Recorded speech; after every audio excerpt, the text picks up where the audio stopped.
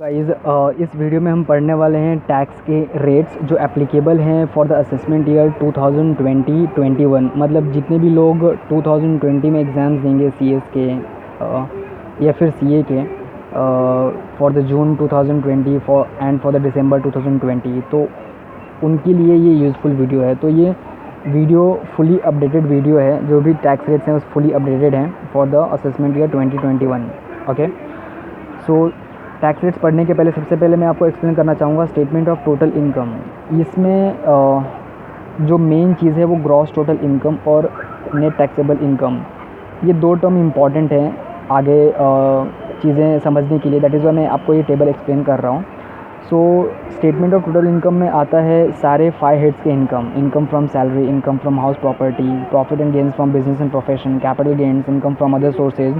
ये सारे 5 हेड्स के इनकम हम ऐड करते हैं, जो टोटल अमाउंट आएगा वो अमाउंट होगा ग्रॉस टोटल इनकम। ओके, ये ग्रॉस टोटल इनकम में से हम डिडक्शन अंडर चैप्टर 6A के जितने भी डिडक्शंस हैं वो हम माइनस करते हैं। वो माइनस करने के बाद हमारे पास आता है नेट टैक्सेबल इनकम, जिसको हम लोग NTI भी कहते हैं। सो 5 हेड्स के इनकम ऐड करने के बाद हमें GTI मिलेगा, और GTI में से डिडक्शन माइनस करने के बाद NTI मिलेगा, और NTI पे ही टैक्स कैलकुलेट किया जाता है। ठीक है, सो GTI और NTI दोनों टर्म्स इंपॉर्टेंट थे, इसलिए मैंने आपको ये टेबल समझाना चाहा। ठीक है, अब हम पढ़ते हैं टैक्स रेट्स के बारे में। सो टैक्स रेट जो है वो दो तरीके के होंगे, एक होता है स्लैब रेट और एक होता है फ्लैट रेट। ठीक है, तो सबसे पहले हम इस वीडियो में स्लैब रेट के बारे में पढ़ेंगे। Slab rate for the assessment year 2021। Again मैं रिपीट करना चाहूँगा कि जितने भी लोग 2020 में एग्ज़ाम्स देंगे, ठीक है, उनके लिए ये वीडियो यूज़फुल है। ठीक है, क्योंकि लेटेस्ट रेट्स हैं, सारे अमेंडेड रेट्स हैं। ओके, सो मैंने 3 कैटेगरी बांटी है। फर्स्ट कैटेगरी में आते हैं individual, HUF association of person, body of individuals, artificial juridical person, चाहे वो रेजिडेंट हो या नॉन रेजिडेंट हो। ये कैटेगरी के लोगों के लिए जो स्लैब रेट है वो है अप टू 2,50,000 नील रेट है, कोई टैक्स रेट नहीं है। ठीक है, जिनकी इनकम 2,50,000 के ऊपर है बट अप टू 5 लाख है, उनके लिए 5% है। जिनकी इनकम 5 लाख के ऊपर है बट अप टू 10 लाख है, उनके लिए 20% है। और जिनकी इनकम 10 लाख के ऊपर है बट अप टू 30% है, उनके लिए जिनकी इनकम 10 लाख के ऊपर है उनके लिए 30% टैक्स रेट है। सो ठीक है, तो अप टू 2,50,000 उनको कोई टैक्स नहीं लगने वाला। 2,50,000 के ऊपर अप टू 5 लाख 5%, 5 लाख के ऊपर अप टू 10 लाख 20%, और 10 लाख के ऊपर होगा तो 30%। ठीक है, अब हम डिस्कस करेंगे नेक्स्ट कैटेगरी के लोगों के बारे में। तो नेक्स्ट कैटेगरी में आते हैं सीनियर सिटीज़न।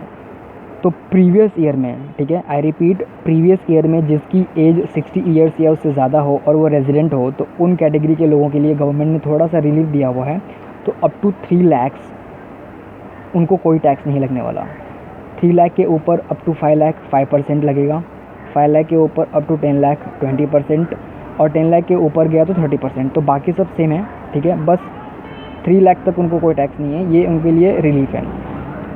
थर्ड कैटेगरी में आते हैं सुपर सीनियर सिटीज़न, जिनकी एज 80 ईयर्स या उससे ज़्यादा हो प्रीवियस ईयर में। आई रिपीट, प्रीवियस ईयर में जिनकी 80 ईयर्स या उससे ज़्यादा एज हो और वो रेजिडेंट हो, तो अप टू 5 लाख उनको कोई टैक्स नहीं लगेगा। ठीक है, 5 लाख तक की इनकम है तो कोई टैक्स नहीं। 5 लाख के ऊपर गए अप टू 10 लाख तो 20%, और 10 लाख के ऊपर गए तो 30%।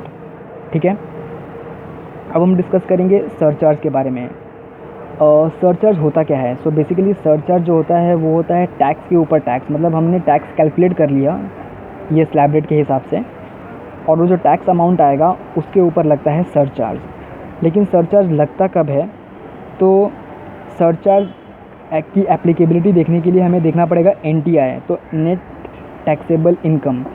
ये अमाउंट के बेसिस पे हम लोग पता करते हैं कि सरचार्ज लगेगा कि नहीं लगेगा। ओके, सो अगर NTI that is net taxable income 50 lakh के ऊपर है बट अप टू 1 करोड़ है, तो 10% ऑफ टैक्स लगेगा।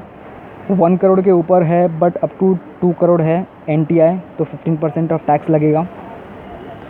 अगर NTI 2 करोड़ के ऊपर है बट अप टू 5 करोड़ है तो 25% ऑफ टैक्स लगेगा। और अगर NTI 5 करोड़ के ऊपर है तो 37% ऑफ टैक्स लगेगा। सो बेसिकली सरचार्ज की एप्लीकेबिलिटी देखने के लिए हमें NTI का अमाउंट देखना पड़ेगा, नेट टैक्सेबल इनकम। अगर वो ये क्राइटेरिया में आता है तो ही सरचार्ज एप्लीकेबल होगा। दैट इज़ वाई मैंने आपको टेबल एक्सप्लेन किया था, बिकॉज वो टेबल में NTI का जो अमाउंट आता है,